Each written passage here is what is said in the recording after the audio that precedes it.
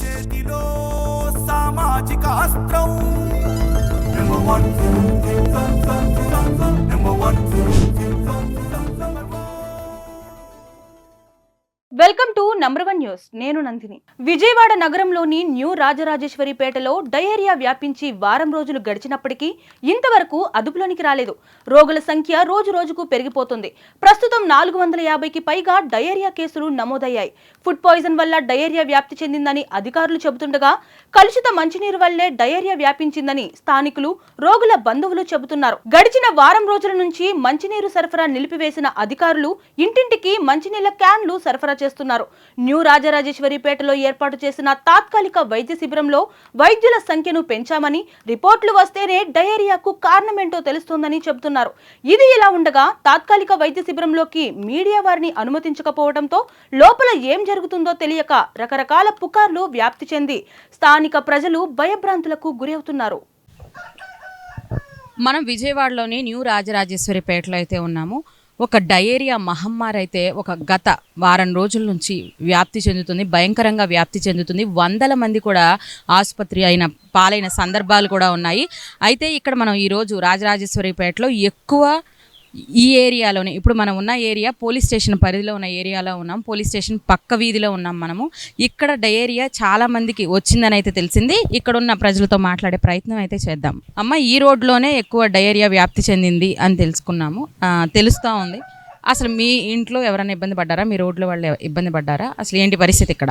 మా అమ్మ వాళ్ళు ఈ పక్క సందులో చాలామంది ఒక ఇల్లు తప్పించి అన్ని ఇల్లులు పడ్డారండి. ఎవ్వరూ లేరు ఇంట్లో, అందరూ హాస్పిటల్లో ఉన్నారండి. ఏంటి ఒక్క ఇల్లు అంటే ఈ రోడ్లో దాదాపుగా ఎన్ని ఇళ్ళు ఉన్నాయమ్మా? 22 ఇళ్ళు అండి. 22 ఇళ్లలో 2 ఇళ్ళు తప్ప 20 మందికి కూడా డయేరియా వచ్చిందా? వచ్చిందండి. మీ కుటుంబంలో ఎవరికైనా వచ్చిందా ఆ విధంగా? అండి మా అమ్మగారికి. మీ అమ్మగారికి ఎప్పుడు వచ్చిందమ్మా డయేరియా వచ్చిందని ఎప్పుడు తెలిసింది?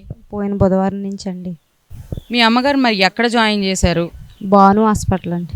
భాను హాస్పిటల్ ఏంటమ్మా? ఇప్పుడైతే మరి దగ్గరలో హై స్కూల్లో కూడా మెడికల్ క్యాంప్ పెట్టారు. అలాగే గవర్నమెంట్ హాస్పిటల్లో కూడా జాయిన్ చేసుకోవచ్చు. మీరు ప్రైవేట్ హాస్పిటల్లో ఎందుకు జాయిన్ చేశారు మరి? అప్పటికి ఇంకా ఎంక్వైరీ కంటే ఏమీ లేదు, కానీ అర్జెంట్ కదండి, బాగా మోషన్స్ అవి ఎక్కువైపోతున్నాయని అక్కడ తీసుకెళ్ళిపోయారండి. అసలు ఎంతమందికి వచ్చింది సుమారు ఇక్కడ? మా సందుకైతే మేడం 18 మంది దాకా వచ్చింది. 17 ఇళ్ళకి 18 మంది దాకా వచ్చింది. ఇంటికి 2 వరకు బాగా వచ్చింది. చాలామంది ఇప్పుడు ప్రస్తుతానికి 3 హాస్పిటల్ ఇంకా ఉన్నారు. అంటే 18 మందిలో 15 మంది బాగానే ఉన్నారా? 15 మంది అంటే రికవర్ అవ్వలేదు, మరి డిశ్చార్జ్ అయితే అయ్యారు కానీ రికవర్ అవ్వలే. వాళ్ళు ఇంకా బాధపడుతూనే ఉన్నారు. నీరసం ఉంటుంది కదా మేడం, బాగా మోషన్స్, వాంతులు అంటే. ఈ 17 మందికి సుమారు ఎన్ని రోజుల క్రితం జాయిన్ అయ్యారు హాస్పిటల్లో? అంటే మంగళవారం జాయిన్ అయ్యారు మేడం. మంగళవారం, బుధవారం, గురువారం అలా వరుసన నిన్నటి వరకు జాయిన్ అవుతూనే ఉన్నారు. కొత్త కేసులు కూడా నిన్న కూడా నమోదయ్యాయా? నిన్న కూడా నమోదయ్యాయి మేడం, జాయిన్ అయ్యారు. ఇక్కడ డయేరియా అయితే వ్యాప్తి జరుగుతుంది కదా, అసలు ఇప్పటి వరకు ఎన్ని కేసులు నమోదయ్యాయి? ఈ 2 రోడ్లలోనే ఎక్కువ నమోదయ్యాయి అని తెలిసింది. అసలు ఇక్కడ పరిస్థితి ఏంటి? ఇక్కడ మా రోడ్లో అయితే ఇప్పుడు ఏం లేదు. ఆ ఎదురు సందులో అక్కడ కొన్ని చోట్ల అయితే మనుషులు డయేరియాతో బాధపడుతున్నారు. మాకైతే mineral water, tins, medical kit అవన్నీ సప్లై చేశారు. జాగ్రత్తగా ఉండమని అయితే చెప్తున్నారు. వాటర్ అది మరగబెట్టుకొని తాగుతున్నాం. మరి ఇప్పుడైతే మీరు మోటార్ వేసుకొని యూజ్ చేసుకుంటారు కదా వాటర్, మరి అది వాటిని యూజ్ చేసుకుంటున్నారా లేదా వాటిని వాడట్లేదా? వాటిని అయితే వాడకానికి వాడుకోమంటున్నారు. కొంతమంది సేఫ్టీకి అయితే అవి మళ్ళీ హీట్ చేసుకొని అందులో డెటాల్ వేసుకొని అలా, నేనైతే అలా యూజ్ చేసుకుంటున్నాను.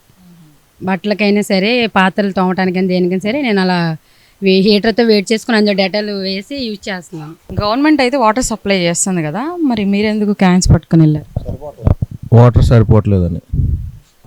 వాటర్ ఏ విధంగా సరిపోవట్లేదండి? తాగడానికేనా లేకపోతే మీరు ఇవే యూజ్ చేసుకుంటున్నారా? వాటర్ సరిగ్గా రావట్లేదు.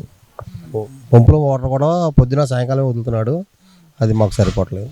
అంటే ఓన్లీ వాడకానికి మాత్రం అవి యూజ్ చేసుకుంటున్నారు, మరి అవి కూడా సరిపోవట్లేదు మీకు? అందులో మా మదర్ చనిపోయారు, దీని గురించి డయేరియా వల్ల చనిపోయారు. డయేరియా మీ మదర్కి ఎప్పుడు వచ్చింది? 8వ తారీఖు. ఇప్పుడు ఇక్కడైతే డయేరియా దేని వల్ల వచ్చిందని మీరు అంటారు? మాకైతే తెలీదు. మామూలుగా వాంతులు విరోచనాలు అయిపోతుంటే మేము ఒక హాస్పిటల్ తీసుకెళ్ళిపోయాం. ఆ తర్వాత తెలిసింది ట్యాంకులో ఎవరు చనిపోయారని. తర్వాత తెలిసింది ఇంట్లో చనిపోయారు అనేది అదంతా అబద్ధం అంటున్నారు. అది ఎంతవరకు నిజం అంటారు? అయితే బయటికి రావట్లేదు కానీ చనిపోయారని అందరూ చెప్తున్నారు.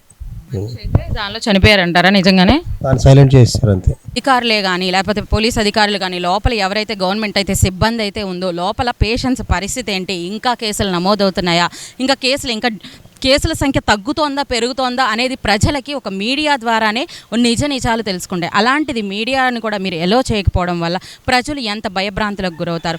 మీరు కూడా ఆలోచించాల్సిన పరిస్థితి అయితే ఉంది. మీరు ఏ విషయం ఉన్న విషయం నిజ నిజాలు ప్రజలకు తెలియజేస్తేనే ప్రజలు అప్రమత్తంగా ఉంటారు, ఇంకా జాగ్రత్త పడతారు. కేసులు తగ్గుతున్నాయి అని చెప్పి కొంచెం ఏంటంటే వాళ్ళు ఎంత జాగ్రత్త పడాలో అంత జాగ్రత్త పడి వాళ్ళు సేఫ్ జోన్లో అయితే ఉంటారు. మీరైతే తెలియజేయాల్సిన అవసరం అయితే అధికారులకి ఖచ్చితంగా ఉంది. వీడియో జర్నలిస్ట్ సతీష్తో మధులత ఆర్ఆర్పేట నుంచి.